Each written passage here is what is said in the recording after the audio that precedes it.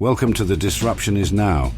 Join us on this enlightening journey as we explore how AI is impacting our jobs, careers, lives, and the human experience.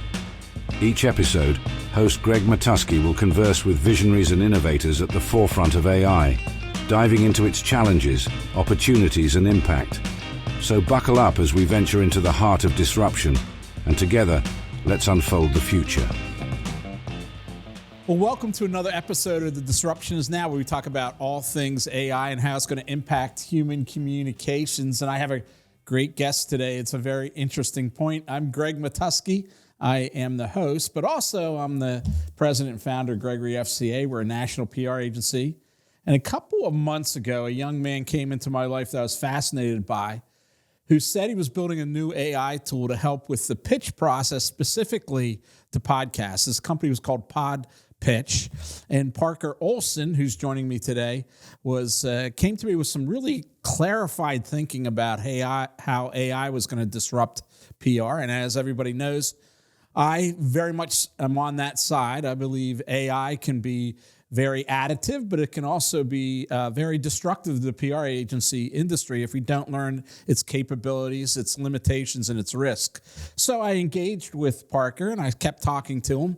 And he made a convincing case of why I should try it in order to pick up podcast appearances for my clients. And we tested it. It tested very well. We've been back and forth, and we'll be back and forth today on the good, the bad, the ugly. But Parker, welcome to the show. I hope I got that right. Is that a good summation of our relationship? Yeah, that was good, Greg. We connected last week on my LinkedIn Live series. I'm here on your show, and I'm excited. I think before we hop into anything, congratulations on the acquisition of Back Bay Communications. I saw your post. It makes you guys the fifth or the sixth largest financial communications firm? Financial services public relations firm in the country. We added about 30 individuals, professionals, high-quality professionals who come from major media, including the New York Times and American Banker. So we're pretty excited because the value of content continues to increase, and I think with AI, it'll continue to increase. And we've gained a lot of talent that's be able to execute on that. But Parker, I'm interested in your story, right? Oh, like where did you come from, and how did, in all the gin joints in all the world, as they say in Casablanca, how did you end up in PR? So start from the beginning. That's a great question, Greg. And I will go here, but do you know what I was doing right before this, or no? Oh, I know you were doing not exactly. Okay. I know you had the mushroom e-commerce site. Yeah, I had like a small CPG startup brand. I just got an LOI in hand a couple of weeks ago, and a down payment is in the mail for the asset in and of itselth. It's not drinks the company. Drinks are on you, Parker. Drinks are on you. You know, Greg, when you sell an asset for 10% for a 0.1 revenue multiple, I'm not sure drinks are on me, but we'll still chalk it up as a personal win. But it could still mushroom, right? Yeah. I had a CPG brand, and it all started, Greg. We were working with a virtual assistant in the Philippines. This woman was awesome, and she was in charge of doing influencer outreach. And we had two people doing influencer outreach at the time, and she was able to contact over 800 influencers in a single day consistently. We tracked it all, and the other guy was doing like 120, right? And this is like 2.5 years ago. And this was really my first introduction into some capabilities of using AI. And so of course I meet with her and I'm like, what are you doing? Cause I could see it all being logged. And what she was doing is she basically just found this tool that it's called Bardee. And I'm still a huge fan of Bardee today. And it's like an AI enabled web scraping tool. So what she was doing is she'd go into TikTok and she'd type in relevant hashtags, and then she could scrape the top 1,000 posts, if not more. And then it would pull it into a Google sheet, and then she had an auto script running that she learned how to build, or actually got the code from using ChatGPT. She asked ChatGPT to write all the app scripts to remove all the duplicates, and then stack rank and all of the TikTok creators from most viewed video to lowest viewed video. And then she had another web scraper that was going into their profile. So it would click on the profile link, go in, it would copy all the information in their profile. And then she had a templatized outreach message that then would get edited through a ChatGPT plugin, referencing data from their profile. So then she had in a cell the exact sort of like slightly personalized outreach message. And then she built another automation that was like clicking it, opening up the link, pasting into a message and hitting send. Wow, that's an incredible connection there. But fill in the between the dots. So you went to college where? University of Minnesota. You get out what year? 2018. So you decide you're going to be a founder, right? No, I was a management consultant. I was in management consulting for 2 years at like a 2-year firm. COVID hits. I started the CPG company after I did all this dieting. I spent like 18 months trying different nutritional regimens, got really into health foods, got really into that stuff. And what prompted that? Just for fun. I don't know. I needed something to do, Greg. I didn't have any friends in Seattle, so I needed something to do. And what brought you to Seattle? Are you originally from Seattle? No, I'm from Boston. But okay, how'd you get to Seattle, right? I always wanted to go west. I like the story, Parker. I like the story. I'll push that. Go ahead. All right. How'd you get to Seattle? I mean, I think growing up in Massachusetts, I always wanted to go west. I just thought the West Coast was cool. I didn't like love the East Coast. I thought it was a little bit, just a little bit sterile, kind of unworldly. I don't know. I just and I grew up sort of in a very well-established town outside of Boston. And, I wanted to go live on the West Coast and have long hair and surf and live on the beach. And that's what I wanted, And so I got out of college and I had job interviews in Chicago, Minneapolis, and Seattle. And I'd only been in Seattle once for a single day when I interviewed. And it was raining out. It was cold. It was shitty. But I still was like, fuck it. I want to go to the West Coast. So I went. You go to Seattle and you're there. And then you start the mushroom. It was a mushroom company, right? It was a granola company, but we infused medicinal mushrooms into like a loose bag of granola, or we had like meal replacement bars, so you could get like a daily dose of these mushrooms through just eating other food formats. Okay, terrific. So you start that. You run into this online assistant in the Philippines. She can scrape the internet in unique ways for influencers. You say that's pretty cool, and you then sell your functional mushroom business, right? And then you go, wow, now I'm going into the PR industry. Is that what happened? No, that is not what happened here. So after she showed me these tools, I was like, holy shit, this is sweet. And it was the first time in a while since I had first started the company where I was like, you know the feeling where I was just so compelled. I was spending my free time and nights just like learning about the tools, trying to build my own things. And around the same time, or I don't know if you're familiar with this. Are you familiar with the iOS update and what that did to like paid media advertising and digital marketing for consumer brands?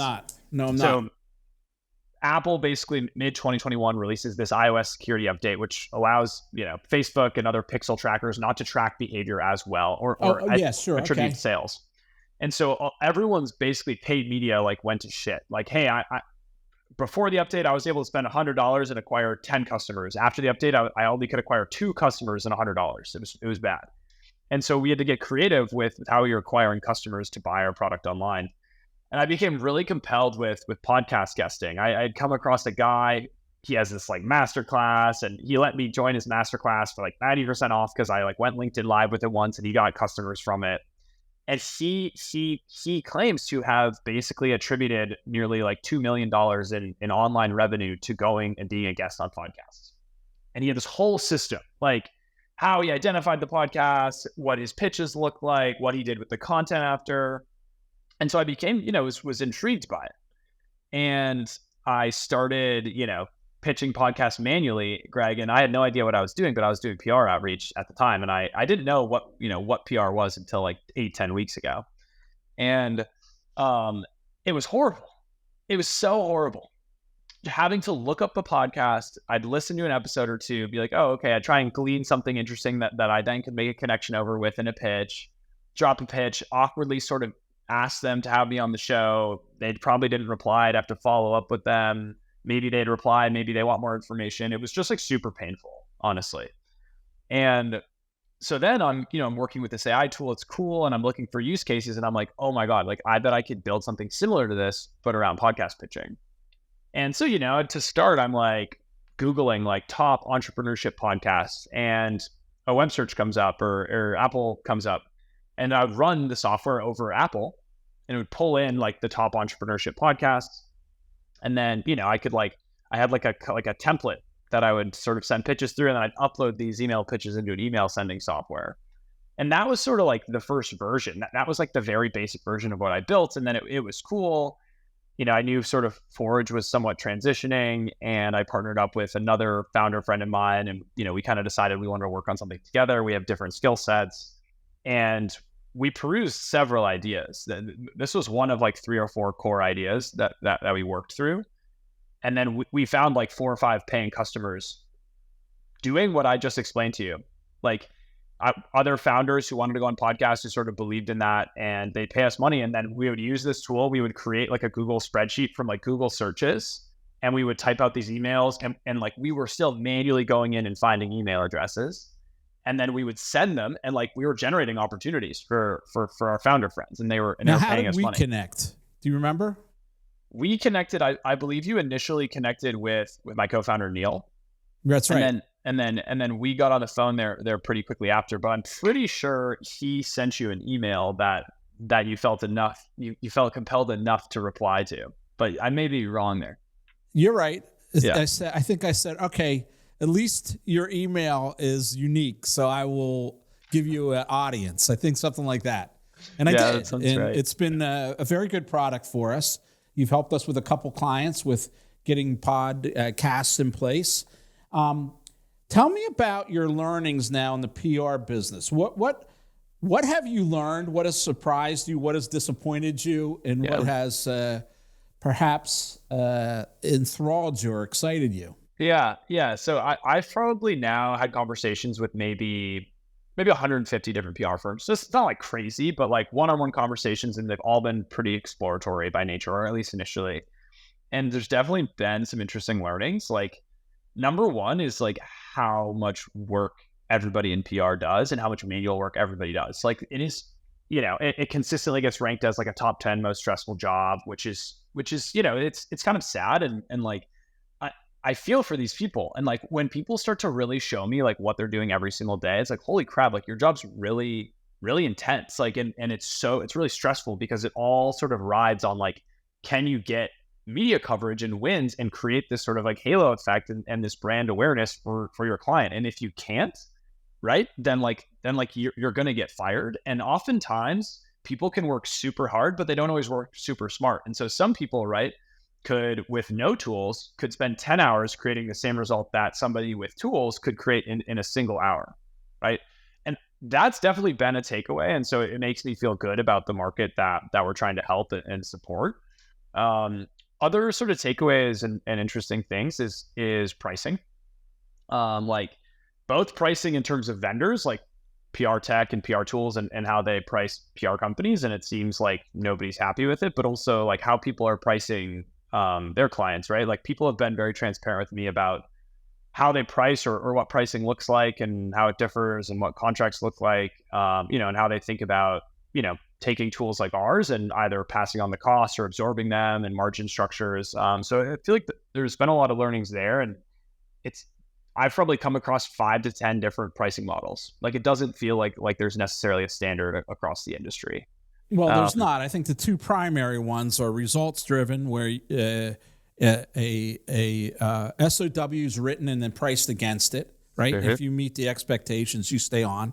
There's the hourly model, which is, I think, is falling more and more out of vogue. I'm not sure about that, but I've had a recent epiphany with a big company that just couldn't get over the fact that we don't bill by hours. They just could not come to terms with that. And I kept telling them, my own business, I have looked at probably 50 different PR agencies and in our acquisition strategy. Yeah. And I don't think a single one of them billed by hours. So it was kind of interesting to me that the buyer in this instant really thought that was inappropriate, right? It really set them off in some ways. So that's another model. I think if you're really focused on results, you tend to absorb a lot of outside costs. And if you're focused on hours, you bill them straight through. And so we're saddled on this side with very expensive tools, which are built out, Parker, to be CRMs in some respect. Like if you look at Muckrack, or you look at Cision, or you look at Meltwater, they really thought that they could capture the PR industry by you working within that, like you would with SAP or Salesforce or something like that. But that's not at all the way PR people work. I mean, we have to be on X all the time. We have to be, we have to have feeds from Bloomberg and CNBC and Reuters, and it's just not something that's going to lock us in. And then we have to be able to go out and use AI tools and be able to write like journalists. So I don't think anyone within Gregory FCA, although we subscribe to some of those providers, uses it as a CRM. It's basically a research and a monitoring tool. And research means I'm looking for the media, which means you have this up-to-date database, which basically is 1987, 1988 technology. And like I go over books for PR agencies that are in play, going to be sold, and they list their tech stack, and they think this is just so so amazing that they buy Meltwater. And it's just like, it's just not exciting, right? And there hasn't been a lot of progress until AI. And now there can be a lot of rapid progress. I mean, my own agency, everybody writes custom GPTs, and they might be customized by the client with all the knowledge of the client fed into the GPT, or they may be workflow GPTs, which is really important because, as we go through this continuum, content is table stakes, right? Anybody who's in this business should be able to generate reasonable content with ChatGPT or with Claude, which is what we use. We're not a Microsoft shop, so we don't use Copilot. The second is brainstorming. And, there's an assumption it should be able to brainstorm, and then it comes back with 10 bad ideas. But I think if you really understand how to drill in on one good idea that it might have and structure it, it's a very powerful brainstorming tool. Totally agree. And then the third one, which we haven't really gotten to yet as an industry, is workflow.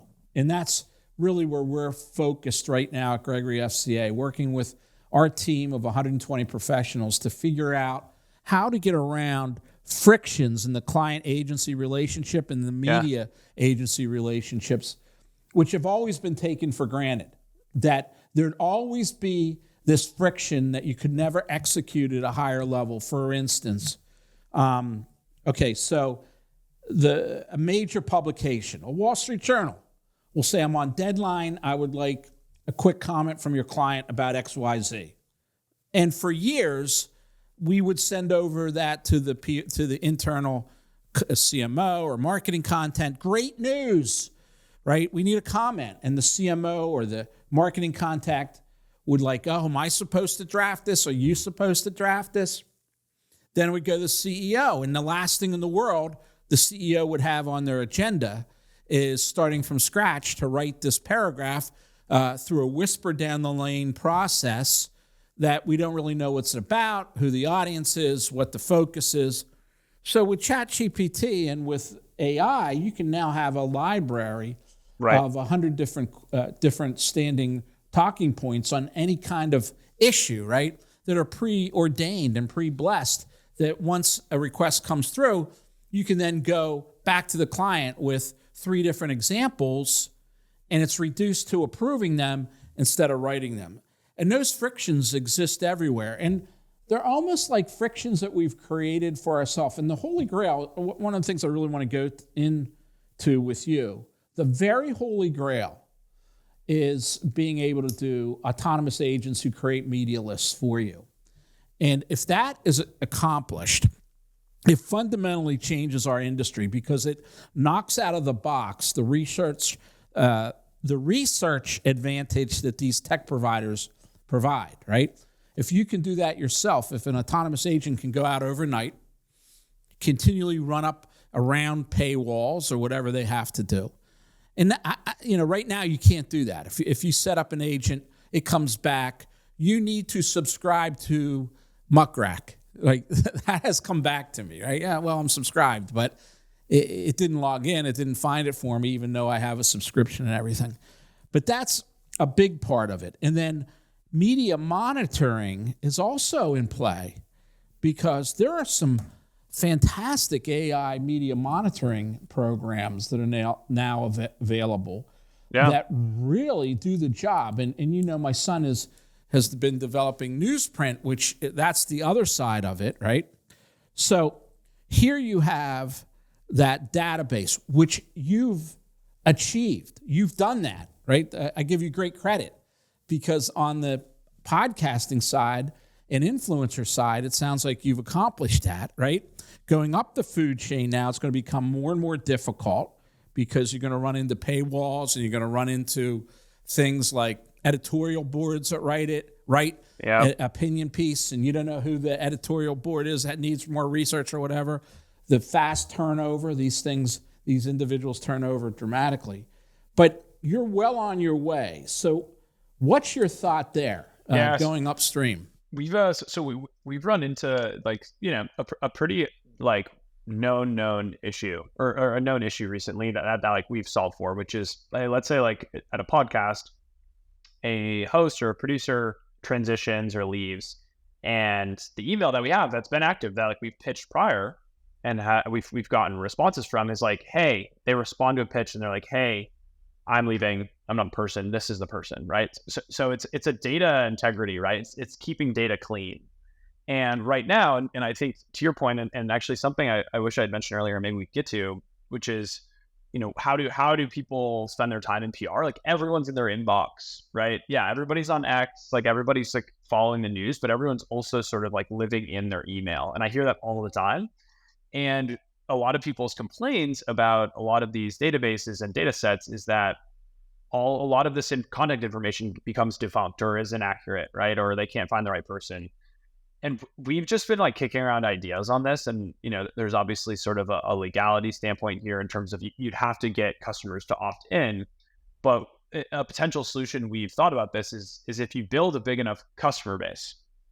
And right now, all the email sending can go through our platform, but it's still in your inbox. But it just allows us to track, just to say, oh, hey, your campaign generated this open percent rate and this reply rate and this many wins from this many pitches, effectively, which people love and are great for. And so they give us access to basically like authorize their email, and then it allows us to like effectively read their emails. We don't, but any email that comes out. But we've kicked around this idea of if you could basically run an agent through everyone's emails through sending, and so you could see, hey, this email just bounced for this contact, right? But we see a different contact for this outlet and this same name and this journalist in this other inbox that is tied through the software, so we could automatically update it internally. And so you could.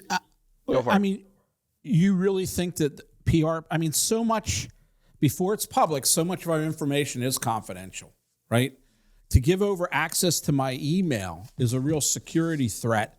I'm talking about new products. I'm talking about earnings releases. I mean, I'm talking about material events that can never get out.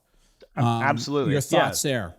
And that's where like there's a lot of like it has ability to read certain things, like the software could have ability to sort of read certain things, but absolutely not other things. But that was just one solution we were kicking around. But obviously, there's a huge security component, and people would be like, well, I don't want to share my contacts with others. But the email and the inboxes are this living, breathing vehicle of contact information that's always updating and changing and, just altering, right? And so like if you have direct access into all of those ports, into all those emails, well, it then can become more of a living and breathing database in terms of contact information and up-to-date contact information. Yeah, I definitely think there's something there. I mean, years ago, I thought about a crowdsourced database where you would go into business with 100 different PR agencies with the promise that everyone would update as soon as they found out, and they could all get it at a substantially reduced price over Cision, or back then it was called Bacon's or whatever. But I had to focus on another business, which is the business of PR. Let's talk about writing pitches, right? Sure. Because you and I differ here, right? We do. My opinion is it's really hard for a machine to write a pitch, and I've really investigated all the different advantages. Ethan Molick at the University of Pennsylvania, who writes extensively about AI, he calls it the jagged edge. The jagged edge is what AI does well and what AI does not do well, right? And for instance, AI writes emails well, generalized emails. Why? Because it's been trained on a lot of emails. AI does email marketing well. Why? Because it's been trained on email marketing. Our experience is that AI does not do media pitches well because it's never been trained on it, and because there's not a singular formula of what makes a pitch, as we've spoken about. A pitch can be as short as, Greg's available at 2:00 today to speak about the merger. Would you like to interview him, right?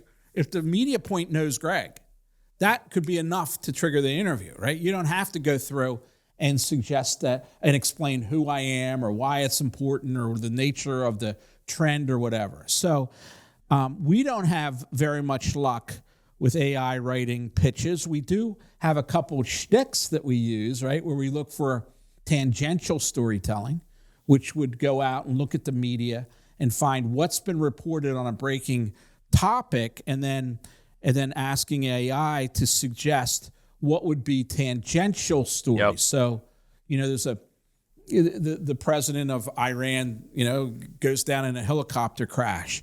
Well, what would be what's tomorrow's stories about that? Tomorrow's stories is, what's the reaction in Gaza? What's the reaction in Washington, right? So this idea of finding stories that have yet to be reported that connect somehow to a trend, an issue, or breaking news is something we are having success with. Right. And then, I'm sure you can build an agent around that, right? It's like an agent that is ingesting news, and then it's basically looking for like the first derivative off of these news that applies to your client base, right? So like, which of these first derivatives off of today's news is most relevant to any of your clients, and then which can effectively connect for a pitch angle. Totally. Yeah. And right now we have a GPT called newsjacking, and you can put in any topic for this is by client, right? You can put in a topic by XYZ and say, for instance, you could put in the death of the president if your clients are cybersecurity companies, and you could say, what would be the pitch? And it may come up with Iran as a center of state-sponsored cyber attacks. This will cause confusion within Iran's political system, which could either allow for rogue Iranian cybersecurity to do other things instead of be focused on military or utilities or whatever. Sure. Now they could go after companies. That would be a tangential pitch, right? That AI could help you flesh out. Sure. If you get my drift. Long convoluted, but that would be a perfect example. I actually think that use case is a relatively low hanging fruit that AI could really enable, honestly, and like help so many people. And again, when we talked about this last week, you're almost just like helping the journalists do their job. And like you have the AI tool, but the AI, you go to them and they're like, oh yeah, that actually would be a good story. Awesome. Right. And if you could prove to them, right, that what are they looking for? They're looking for clicks and revenue. Yep. So if you could prove to them you have a story idea that could help them move up the tote board within the editorial room as to what gets the most reads, the most clicks, you're then cooking with gas all of a sudden, because it's just not a great angle. It's also a business case that is considered, surely, in the media today. Yeah. So let me ask you something, right? What is the mushroom neural network again you were telling me about? How does that work? Oh, we were talking about how, so when you look at the infrastructure of how fungi grows, mycelium, right? So like you can think of mycelium as the apple tree and a mushroom as the actual apple, right? It's like the fruiting body. Okay, so it's the fruit. The mycelial network looks identical to the neural network, right? Which looks identical to like a computer chip network or a computing network. right? And then I don't know, I've heard something, and I'm not positive about this one, but looks identical to like the star network, right? And so there's just a lot of I don't know. I actually think speculation is a bad word, but speculation or hypotheses that like there's really deep, rich intelligence involved in mycelium and fungi. And then in turn, right, fungi can help us solve actually like really complex problems. And it's just all about how to communicate and interface with fungi. And then I know we're on a slight tangent, but I'm going to give a single idea or a single study that has been done and been repeated several times, which is, and I'm happy to send you this link. So scientists, they basically created like a map, right? Maybe the size of the table you're sitting at. And they put out different densities of like mycelial food, right? You could think of like dead wood. And they made the densities proportionate to how the population was set up in the city of Japan. So the map basically was like a city of Japan, but like a population density graph. And then they released mycelium, I think, at the center. And so it grows towards food sources, and it's going to build the most like robust networks towards bigger food sources, right? And they let it grow for several weeks. They covered it and they uncovered it. And what it had grown was almost an identical map to the railway system in Japan. And they've recreated that experiment with like London, and it's really similar. And so like it just intuitively understands how to like proportionally connect all of these food sources, right? Similar to like a population source versus like spending maybe hundreds of millions of dollars of trying to build a really hyper optimized transportation system. And we got into this conversation, if you recall, a couple of weeks ago regarding AI. Yeah. And will AI allow us to uncover other forms of intelligence which live all around us, which right now we're incapable of doing? And in its simplest form, that could be argued that it's a very legitimate knowledge network, right? A neural network that has some sort of intelligence, because from what I understand, it's the sharing of sugars and the sharing of carbon that it delivers through that network in a very calculated way to give life to certain organisms within it. And, you know, we were talking too about whales, if you recall, and the vocalization of whales. Wasn't that with you? And we were talking about how AI could decipher. Oh, that's right. That's right. You were telling me about this. The language of whales. And you had said that, I'm going to take some credit here. You had said, well, they probably don't have language. It's probably something other than that. And then there's a study that came out just yesterday that really? The clicks and the noises whales make are more closely aligned to actual letters of the alphabet than they are to words. And that before AI, we could never understand both the frequency, the pause, the use of those clicks, and how they actually communicate with one another. And there may be a language that's taking place, and it's letter by letter, perhaps, is what the findings were. So, you know, AI, for us, we're talking about pitching the media. Yeah. For the rest of the world, we're talking about deciphering basic physical laws of nature, which is always fascinating. So a little bit more exciting, I think, one or the other. Yeah, you knew I'd bring it back to that somewhere. I did. I'm honestly, I'm happy you did.